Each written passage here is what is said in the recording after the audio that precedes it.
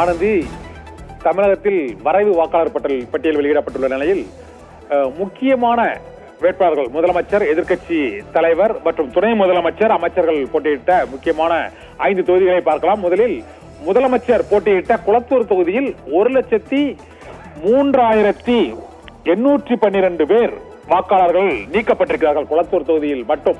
இதே போல அதிமுக பொதுச் செயலாளர் எடப்பாடி பழனிசாமி போட்டியிடும் எடப்பாடி தொகுதியில், எதிர்க்கட்சி தலைவர் எடப்பாடி பழனிசாமி போட்டியிடும் தொகுதியில் 26,375 வாக்காளர்கள் நீக்கப்பட்டிருக்கிறார்கள். சென்னையில் உள்ள சேப்பாக்கம் தொகுதியில் துணை முதலமைச்சர் உதயநிதி ஸ்டாலின் போட்டியிடக்கூடிய தொகுதியில் 89,241 வாக்காளர்கள் நீக்கப்பட்டிருக்கிறார்கள். இதே போல காட்பாடி தொகுதியில் திமுகவின் மூத்த நீர்வளத்துறை அமைச்சர் துரைமுருகன் போட்டியிட்ட காட்பாடி தொகுதியில் 35,666 வாக்காளர்கள் நீக்கப்பட்டிருக்கிறார்கள்.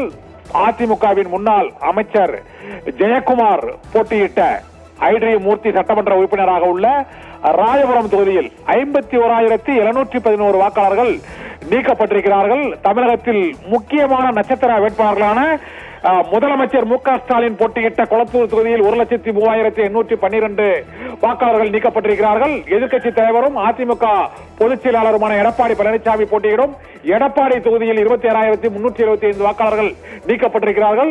துணை முதலமைச்சரும் விளையாட்டுத்துறை அமைச்சருமான உதயநிதி ஸ்டாலின் போட்டியிட்ட சேப்பாக்கம் தொகுதியில் 89,241 வாக்காளர்கள் நீக்கப்பட்டிருக்கிறார்கள். இதே போல திமுகவின் மூத்த தலைவர்களும் நீர்வளத்துறை அமைச்சருமான துரைமுருகன் போட்டியிட்ட காட்பாடி தொகுதியில் 35,666 வாக்காளர்கள் நீக்கப்பட்டிருக்கிறார்கள். அதிமுகவின் முன்னாள் அமைச்சர் ஜெயக்குமார் தற்போது ஐடி மூர்த்தி சட்டமன்ற உறுப்பினராக உள்ள ராயபுரம் தொகுதியில் 51,711 வாக்காளர்கள் நீக்கப்பட்டிருக்கிறார்கள். ஆனந்தி.